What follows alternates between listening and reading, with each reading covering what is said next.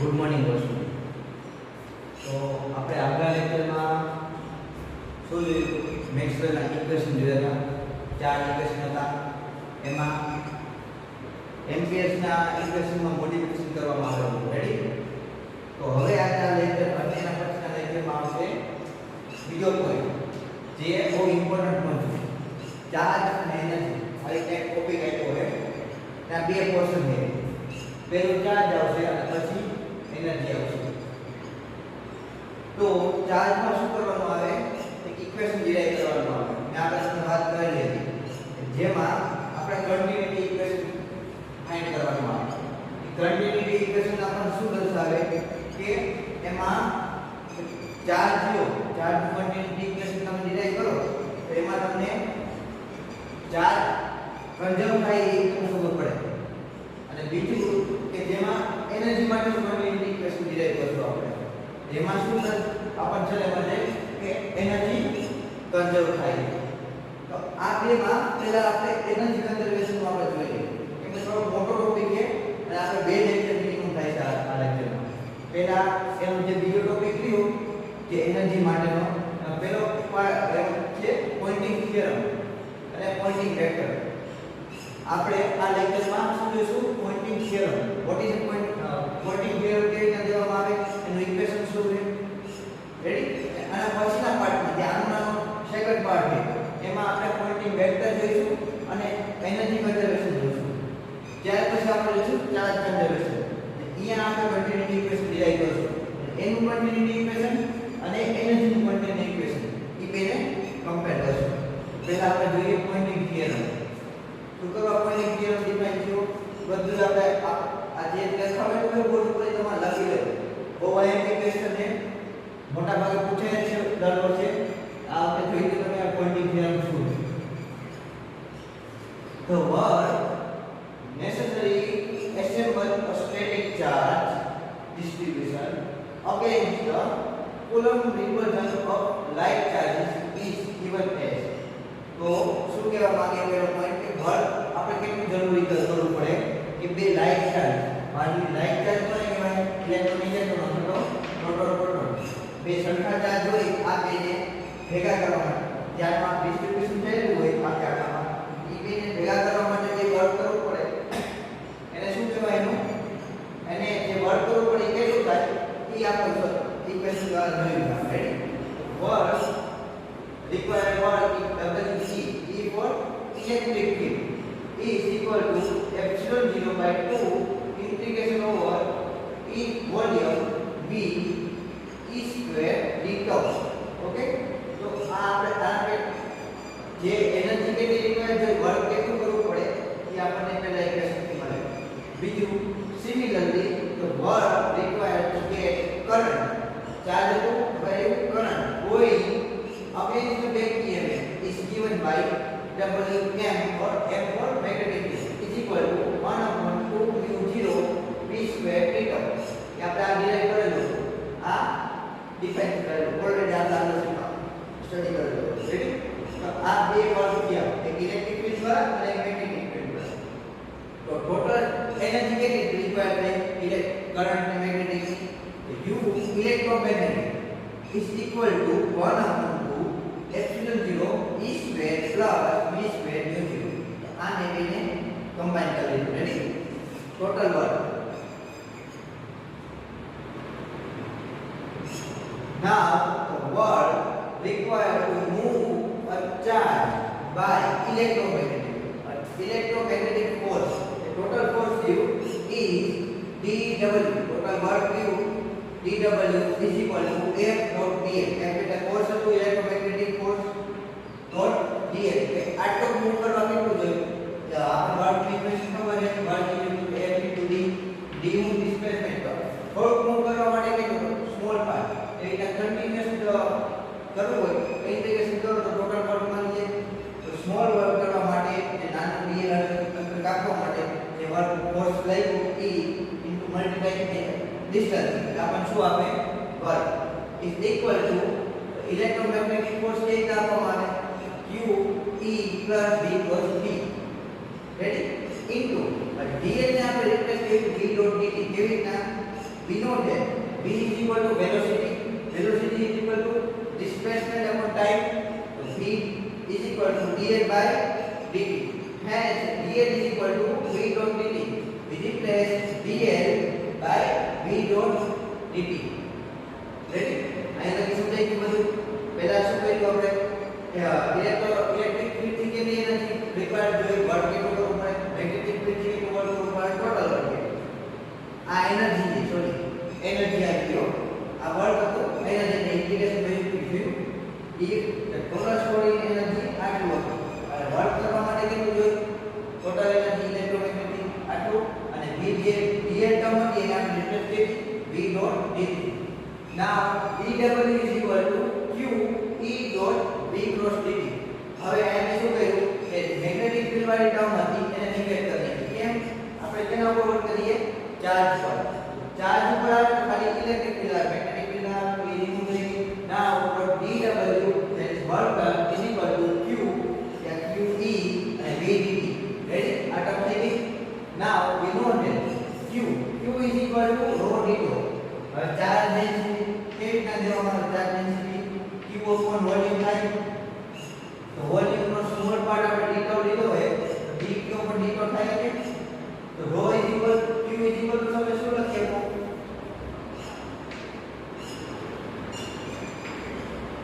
Ready? q ρ d tau. Ready?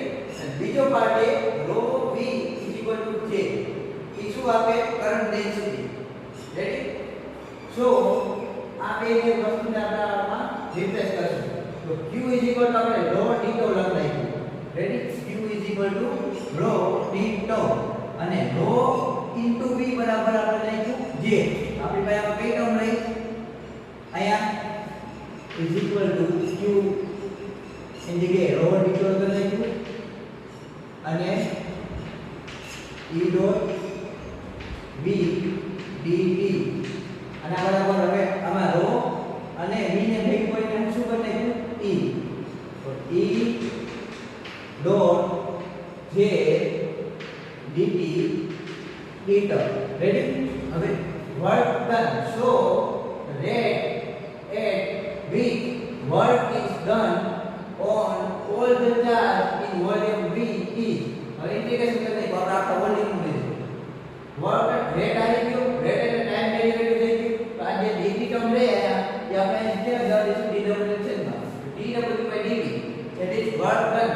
એટલે rate આવી ગયો is equal to integration of v e dot j d term. એક dt ની term છે અને એક d ટર્મ છે. તો d તો y ટર્મ પહેલા અને વોલ્યુમ ઇન્ટિગ્રેશન આવી ગયું. તો વોલ્યુમ સાથે આપણે શું આવે એનું યુનિટ વોલ્યુમ લે. તો d તો આવી ગયું. તો આ શું છે? Rate at which work is done on all the charge in volume. Now second part માં હવે શું કરશું? આ e dot j ની ટર્મ ને આપણે ફાઇન્ડ કરશું. Where e dot j is work done per unit time per unit volume, that is power delivered per unit volume. Right? So p is equal to શું થાય? dw by dt. Idar જે શું આપે? આપણે આ પાવર આપો તો હાઈ પાવર આપો તો એમાં ઈ ડોટ જે ટર્મ કઈ મીનિંગ રાખે? આ તો એનું ઇન્ટિગ્રેશન પાર્ટ છે. ઈ ડોટ જે ઇઝ વર્ક ડન પર યુનિટ ટાઈમ. પર યુનિટ ટાઈમ આપ્યું તો પર યુનિટ વોલ્યુમ. આખા વોલ્યુમ ઇન્ટિગ્રેશન કરી દઈએ એટલે પર યુનિટ વોલ્યુમ થાય. સ્મોલ પાર્ટમાં વોલ્યુમ તો આખા પર unit volume that is power delivered per unit volume. Now from Maxwell's equation આપણે ગઈકાલે મેક્સવેલ ઇક્વેશન જોયા એમાં એમ્પિયરના લો માં મેક્સવેલે જે મોટિફિકેશન કર્યું એ લો આપણે લેવાનું. રેડી? તો એ આ શું હતું? Curl of b is equal to mu 0 j plus mu 0 epsilon 0 j e upon del t. આ સેકન્ડ પાર્ટ ને શું કહેવામાં આવતું હતું? ડિસ્પ્લેસમેન્ટ કરંટ કહેતા આપણે. તો આ ઇક્વેશન આવી ગયું. હવે આપણે શું જોઈએ? j વાળા જેને આપણે કરતા બનાવી તો શું થાય? j આ mu 0 કોમન હતા અહીંયા. બાર કોમન કાઢી લો. બે માં હતા કોમન કાઢી લો તો અહીંયા શું થાય? નેગેટિવ. તો કર્લ ઓફ b ના છેદમાં mu 0 રહી ગયા. અહીંયા પ્લસ ટર્મ રહી ગયો. આટલી ટર્મ રહી ગઈ અને આપણે આ બાજુ માઈનસ માં જવા દઈએ તો શું આવે? Minus epsilon 0 del t upon del t. જે ની ટર્મ મળી ગઈ શું મળ્યું j curl of b upon mu 0 minus epsilon 0 del e upon del b. Hence E dot j શું મળ્યું હવે E dot j is equal to j ને રિપ્લેસ કરશું અને જે j રહ્યું એને આપણે આ ટર્મ વડે રિપ્લેસ કરી દઈશું તો 1 upon mu 0 E dot v cross b sorry del cross b minus epsilon 0 I multiply by E dot del by del.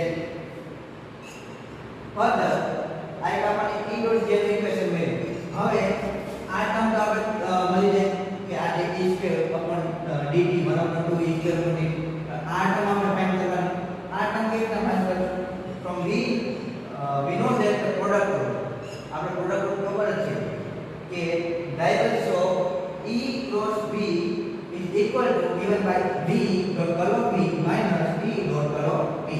તો પહેલા B બહાર રાખવાનો બીજાનું curl of B લેવાનું અને બીજી ટર્મમાં માઈનસ કરીને પહેલું એમ રાખવાનું અને બીજાનું curl of B લેવાનું અને એ બેની ડોટ પ્રોડક્ટ. તો અહીંયા જે આ બીજી ટર્મ આવી આપણને એ આ બરાબર છે E dot curl of B. તો આને આપણે હવે કરતા બનાવી દઈએ કે E dot curl of B અને આ બાજુ લઈને માઈનસ છે આ બાજુ આવતો પ્લસ તો B એમનો B dot curl of B અને આ અંદર પ્લસ છે તો ઓલી બાજુ જઈ તો minus hence E dot curl of B is equal to B dot curl of B minus divergence of E cross B. Further હવે આપણે શું કરશું કે આપણે ફેરાડેલો ખબર છે ફેરાડેલો શું હતું curl of E is equal to minus del B upon del D. તો આ કઈ curl of B જેવું દેખાય આ curl of B ને હવે શેના માટે રિપ્લેસ કરશું આપણે minus del B by del T. Hence આ ટર્મને પાછી આપણે લખી is equal to minus કેથી આવડા minus B dot આ curl of B ને શેના માટે રિપ્લેસ કર્યું આના માટે તેના માઈનસ આવી ગયા અને del B upon del T minus divergence of E cross B. આ સમજાઈ ગયું હવે શું કર્યું આપણે E dot j લીધું અને E dot j ને આપણે એક્સપાન્ડ કરી અને એનું વેલ્યુ શોધવા માટે E dot j શું થાય અને E પછી એની પાછળ આપણે મૂકશું E dot j માં આપણે જ્યારે સેકન્ડ ટર્મ આવી હતી ભાઈ એ એવા ફાઇન્ડ કરી રેડી આ ટર્મને બીજી રીતે આવે જે del b upon del t અને બીજી કે કઈ ટર્મ આવી હતી આ ટર્મ અને આ ટર્મને બીજી કઈ રીતે લખાય એ આપણે જોઈ લીધું v dot del b upon del t is equal to 1 upon 2 del upon del t b square. હવે આ ટર્મ ડેરિવેટિવ કરો તો આ ટર્મ મળશે b square નું ડેરિવેટિવ ટાઈમ સાથે કરો તો શું મળે b square ઘાત આગળ પડે તો શું થાય ઘાત આગળ ગઈ 2 upon 2 ને ઘાતમાં ઘટાડો થાય આ ઘાતમાં ઘટાડો થઈ ગયો અને del b upon del t આ બે કેન્સલ રેડી તો b dot del b upon del t આવી બાજુ આના બરાબર આ લખી શકો similarly e term e dot del b upon del t માં થાય એમાં e cube 1 upon 2 del upon del t e square. Therefore we have E dot j હવે આપણે આ ટર્મ હતી ને આવડી E dot j is equal to 1 upon mu 0 E cross B ની જગ્યાએ આપણે શું આપી ટર્મ લખવાની રેડી એ ટર્મ લખેલી del minus b del b upon del t minus divergence of E cross B ready આ બી તમારી માઈનસ સેકન્ડ ટર્મ એનો minus epsilon 0 E dot del t upon del t. આ ટર્મ હવે E dot j માં આપણે નવું equation લખીને બોલો ક્યાંથી આવ્યું આ યુઝ કર્યું અને પ્લસ આવું E dot curl of B ની જગ્યાએ હવે આપણે આ ટર્મ મૂકી દીધી આ ટર્મ ક્યાંથી આ કેલ્ક્યુલેશન હવે જ્યાં minus b dot del b upon del t હતા એ જગ્યાએ આપણે આ રિપ્લેસ કરશું રેડી તો E dot j is equal to 1 upon 2. હવે આમાં શું કહ્યું કે આ બે ટર્મમાંથી ભેગી કરી દીધી અને સાથે આને રિપ્લેસ કરતા બરાબર આના દ્વારા તો 1 upon 2 del upon del t બે માં પહેલા મેં કોમન કાઢી 1 upon 2 del upon del t common into minus જે આ ટર્મમાં જે આવે b સ્ક્વેર માઈનસ તો હતા જ ભેગા માઈનસ b સ્ક્વેર mu 0 કેમ છે કાર્ય મ્યુ 0 ની અંદર અંદર મલ્ટીપ્લાય થાય મ્યુ 0 માઈનસ આનો e સ્ક્વેર આવશે એપ્સિલોન 0 કેમ કહેવાતા અહીંથી e0 e square minus epsilon 0 e square આ કિતાબ પૂરી થઈ ગઈ રેડી આ બીજી ટર્મ કેમ થઈ 1/mu 0 બાય આને મલ્ટીપ્લાય કરી minus the diverse of e cross b હવે શું કરશું આપણે કે આ બે ટર્મથી આ ટર્મ પછી માઈનસ કોમન કાઢી નાખશું ready e dot j equal to થાય માઈનસ 12 નીકળી જાય માઈનસ 12 ઓછે ઓછે માઈનસ નીકળી જાય તો આ બે પ્લસ થઈ જાય 1/2 del upon del t epsilon 0 e square from change કરને તો પહેલા ઇલેક્ટ્રિક ફીલ્ડ અને પછી magnetic field plus b square upon mu 0 આપણું થયું માઈનસ 1 upon mu 0 આ ટર્મ રેડી હેન્સ આ ઇક્વલ થી આપણે મળ્યું એ ક્યાં મૂકશું આપણે આપણા આ પાવર ડિલિવર હતો ને e dw/dt is equal to integration over b e dot j થી આપણે આખા ઇક્વેશન મૂકી દેવાનું ઇન્ટુ dt આપણે એના બે પાર્ટ પાડને આ કાને ને કાને તો હું થયું 1/2 ને આપણે અંદર જવા દીધા del upon del t બાર integration over b જે આપણે છે પ્લસ આ ટર્મ એનો ઇન્ટુ dt માઈનસ આ second term integration over b divergence of d cross b d tau d क्या છે આના લીધે રેડી આ ઇક્વેશન ખબર પડી કે બેટા હવે બાય એપ્લાઈંગ ડાયવર્જન્સ થિયરમ જે બાય ગૌસ થિયરમ ગમે એ નામ દે ડાયવર્જન્સ કયો ગ્રીન્સ કયો કે ગૌસ તો સેકન્ડ ટર્મ કઈ ટર્મ ને આપણે બતાઈ ગયું આ ટર્મ ને તો શું થયું dw/dt આ term as it is ready minus 1/mu 0 divergence apply કરવાનું શું થાય વોલ્યુમ નું સરફેસ માં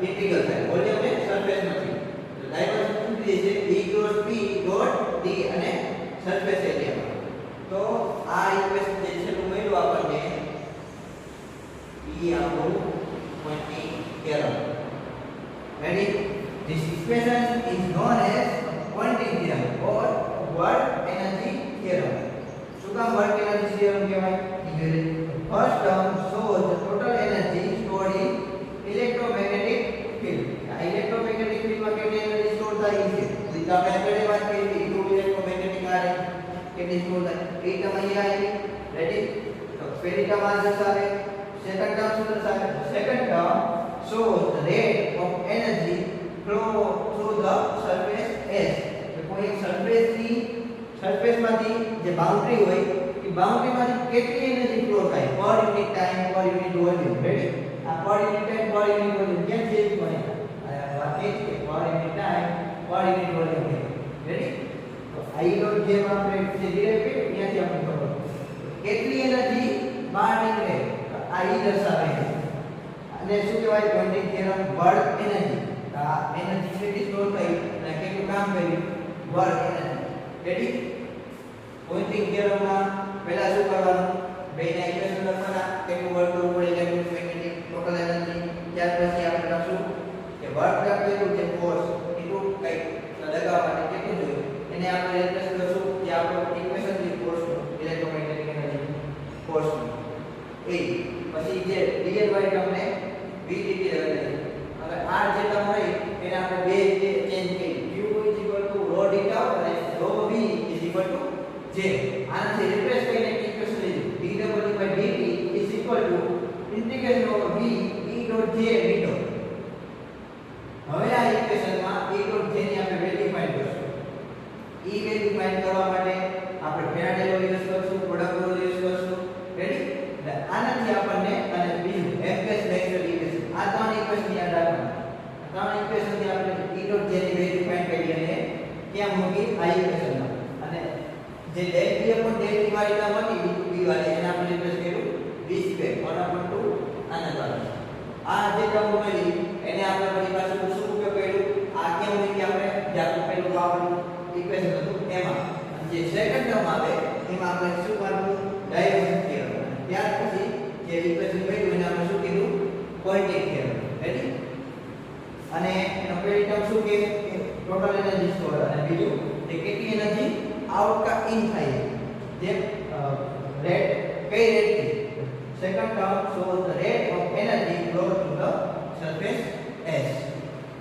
રેડી પોઇન્ટિંગ થિયરમ આયા પૂરું થયું હવે આપણે આના બીજા દાખલા પછીના લેક્ચરમાં આ ડિફાઇન કરશું પોઇન્ટિંગ વેક્ટર શું છે અને કેવી રીતે પોઇન્ટિંગ થિયરમ માં તમને પોઇન્ટિંગ વેક્ટર મળે એ જોશું પોઇન્ટિંગ થિયરમ શું કહેવામાં આવે ત્યાર પછી એનર્જી કન્ઝર્વેશન રહેશે રેડી તો અહીંયા આપણો આ ટોપિક પૂરો થાય આ આખો ક્વેશ્ચન હોવાય જોઈએ ધ્યાન રાખજો અને લખી લેજો કાઈ નો સમજાય આમાં તો બે વાર જોશું કેલ્ક્યુલેશન બસ મસ્ત કરી લીધે ક્યાં કે ડાયરેક્ટ મૂકેલા હે પણ એ તમારે જોવાનું થોડું મગજ હલાવવાનું કે કેવી રીતના ટર્મ આવી રેડી